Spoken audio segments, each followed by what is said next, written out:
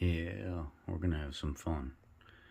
Taking the oil testing up to the next step. You can see here I've got it set at 250 degrees Celsius for 1 hour, and my RPM 1200 RPM.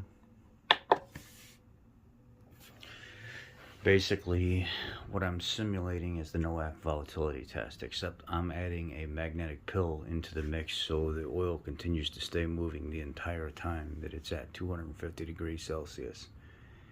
You weigh the oil before and you weigh the oil after to get a feel for what you lost during that hour of testing at 250 degrees Celsius.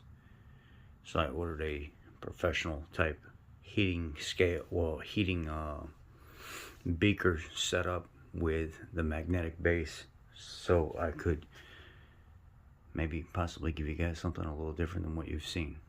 I know you've seen the coffee pot test and everything else, but I thought, you know what, let's make this more professional. Let's actually get the equipment that they would use to do this stuff and go from there. See what happens. But in the meantime, we're going to talk about the last 3 oils that we're waiting on. Well, actually, we're waiting on one more that I didn't get yet. All right, now that we've talked about that, we can get over here to what we've been waiting on. We're waiting on one more, and I'll discuss that here in a second. This first report is Kendall GT1 5W30. That's the Kendall Liquid Titanium GT1 Max. This one right here.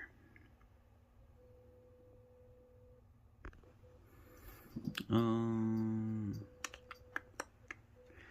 Kendall oil is fit for use. The trace metals aren't concerning since they are common in virgin oil samples. The main additives in the spectral results are molybdenum, titanium, phosphorus, and zinc, which are anti-wear additives. Boron, calcium, magnesium serve detergent dispersant purposes. The viscosity is in spec for 5W30 and no contamination in solubles were detected. The TBN read at a respectable 6.4, showing a good amount of active additive. If you look, there's not really any moly in this because this is a titanium base, so they're going to switch up their anti-wear additive, and it's going to be titanium instead of so much moly. So that's why the moly is low. But if you look at the titanium right there, it's really high compared to most oils that we've seen. And boron levels are pretty decent, respectable as well. Calcium at 946, that's good for kind of helping protect against low-speed pre-ignition some. So it's nice that Kendall made it a little lower instead of extremely high. And zinc and phosphorus are respectable but not high rate. 946 calcium, 516 magnesium. So those numbers are pretty standard or lower. Those numbers are not anything to be really excited about because that's closer to the mobile extended performance numbers. So nothing too crazy there.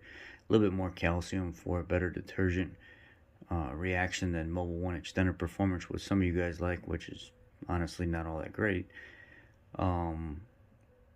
But their anti-wear additive is titanium, so that is where they may make up for the lack of moly and a lower boron count. Well, not extremely low. So most boron is only like 30 or 40 or something like that. This one is 131. So it's got nice anti-wear additives. I'm just not as familiar with titanium. And I'm sure most of you aren't either, because most of the stuff that you get is phosphorus, zinc, boron, and moly, not titanium. Titanium is supposed to be in a league of its own. I mean, leaving a really hard protective shell, like a coating on the metal, to really try to protect it as much as possible. So, let's look at sus viscosity here. It's pretty nice. I'd like to see the numbers kind of 62, 63, 64 if I can. And it's nice that this one tested right there where it did. flash point is good, and the TBN is good. So I'd say this would probably be a decent oil for. I would say I wouldn't even say performance. I would just say in general it'd be a decent oil. We just got to become more familiar with it and run it and see what it's like. All right, this is a little bit of I threw a little bit of a mix in here, trying to shake things up a little bit and show you guys something a little bit different. This oil is Driven XP8 conventional 5W30 racing motor oil. Conventional 5W30. The TBN in this sample appears low, and that's okay. The TBN is based on calcium, magnesium, which are quite low. Calcium, magnesium, and boron detergent dispersant additives that hold solids in suspension. And this particular oil doesn't have much of them. This oil does have a lot of phosphorus and zinc, which are anti-wear additives. The universal averages will give you a general idea of what's in a typical 5W30 grade. The viscosity is in the correct range, and there's no water contamination to note. Note, you get no moly, you get no boron, you get no titanium. You get down here to calcium, very low. There's no promotion of low-speed pre-ignition with this oil. But the phosphorus and zinc for those like flat tappet camshafts, those high performance older engines, really extremely high. Really high with this oil. So if you were looking for an oil for an old school engine to protect it very well, this would be the oil that you would use for that. This is just absolutely phenomenal for that older technology where it needed a lot of phosphorus and zinc, and it was going to be getting changed, you know, after 1 or 2 weekends of racing or 1 weekend of racing. This right here offers outstanding protection when it comes to that. And if you look at the sus viscosity, it also tests fairly well. So that's the Driven XP8 formula.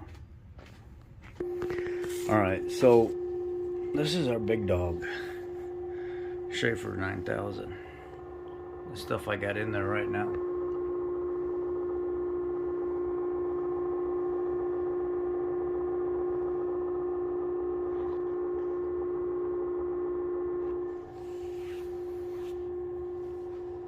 That magnet down in there spinning, keeping that divot right in the center of that. So that thing's constantly being moved. I moved it up to 2,000 RPM. Yeah, it's pretty neat. Anyhow, Schaeffer 9000.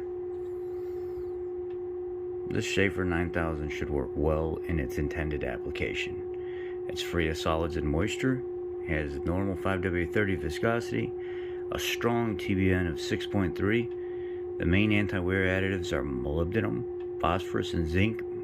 Boron, calcium, and magnesium are detergent additives that hold solids in suspension, and they can easily be filtered.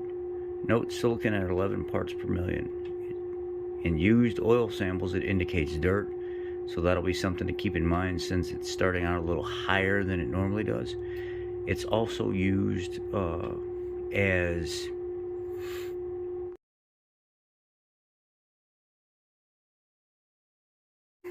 silicon is. This is the reason why it's nice to listen to that. The more the oil gets hot, the more it flows with the magnet. Right at 59 right at about 58 degrees Celsius, it started moving and making noise really good.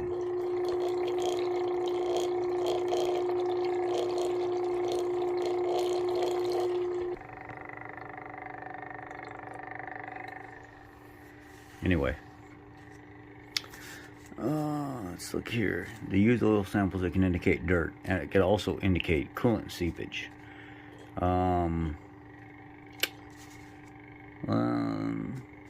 But in this particular situation, that's not what it is. It could just be something fell off the machine when they were putting the caps on, or something. Who really knows, to be honest with you. Moly is at 341. Boron is at 203. Two really high numbers. That's awesome. Calcium is at 1137. That's pretty standard. Magnesium is 481. Phosphorus and zinc are at 680 and 761, and the sus viscosity is just awesome. This oil really, this Schaeffer's 9000 really performed nice. The only other oil that I've seen close to these numbers is this right here, the Valvoline Extended Performance. So let's compare the two real quick. Schaeffer says 341, Valvoline Extended Performance has 295 moly. Schaeffer's has 203. The Extended Performance from Valvoline has 124. Calcium levels are 1137. And a little glitch with the camera with the Schaeffer's. And with the Extended Performance, it's 1453. It has a little bit more zinc and phosphorus in the Valvoline Extended Performance than it does in the Schaeffer's. But Schaeffer really has a nice high amount of moly and boron, more than any of the ones I've seen so far. And what I like about the Extended Performance is it's got a little bit more zinc and phosphorus, but it's not much to say that Schaeffer 9000 actually beats out the Valvoline Extended Performance by a little margin. You know, it's not anything to be like, oh my god, it's like 10 times better. No. Because you're going to pay a premium price for Schaeffer's, but you're also getting a better additive package with Schaeffer's over Valvoline Extended Performance, and I was really impressed with this Extended Performance. So, yeah, that's the oil report. That's the newest one. I'm waiting on one more Schaeffer's. I went ahead and took some of that moly EP and mixed it in with the other Schaeffer's that I sent in just to see what our numbers are, and I'm waiting on to get that back. It probably won't be until after the holidays. Well guys, thanks for watching my video on these three oils, and I wanted to just share that with you and just kind of talk about it, all the testing that I've been doing. I mean, this right here alone is $500 worth of testing on different oils. This right here alone, it's pretty crazy. I still have a lot more to. I still have like 8 other oils in the garage that have to be sent off to be tested, or maybe 10. Yeah. And we're bringing a new segment to it, something that I've not seen anybody else do. A different version of the NOAC volatility test, my way. I appreciate you guys. Be blessed as always. And the clear winner here out of these 3 oils, out of all these oils, especially the 2 that I talked about yesterday, just so we can see the results from the one yesterday. This is the Motul 8100 Eco Energy. Was not very impressed with it. Had no moly, 73 boron, which is a decent amount, but it's not anything to really brag about. Calcium was very high. Phosphorus was good and zinc was good. So the only real protection it has here is phosphorus, zinc, and boron. With that being said, everything else like kind of looks like it's more geared towards like a diesel engine than anything. I don't know, it's just me. I wasn't blown away by it. And then when you're looking at the material safety data sheet, it says the Motul has like some ester in it and it's 100% synthetic, but it's not. You can actually look at the material safety data sheet and see that it's got like plenty of grade 3 stock. And a bunch of other people had said the same thing as well. Like, they really like it. They formulate the base oil very well, but it's actually not what it's made out to be. I was kind of disappointed here. And then the other one we looked at was Royal Purple HPS. I'm pretty impressed with this one. It had 140 moly, 99 boron. Calcium was high. Phosphorus and zinc was high. So overall, it had a very nice blend to it here, just in general. Pretty nice oil. 6.6 TBN and 62.6 sus viscosity. I was pretty impressed with this oil, but it's not abnormal for Royal Purple to show really good lab results and actually test very well in the vehicle as well. So it's not a shocker that they have pretty good oil. But at the end of the day, the best oil we've tested so far, Schaeffer Supreme 9000. Actually beats everybody else so far. We got to get the Pennzoil Platinum out so far, or we got to get the Pennzoil Platinum out and tested, and eventually get around to finishing all that up. Thanks for watching, guys. I appreciate you. Have a great day. Happy New Year.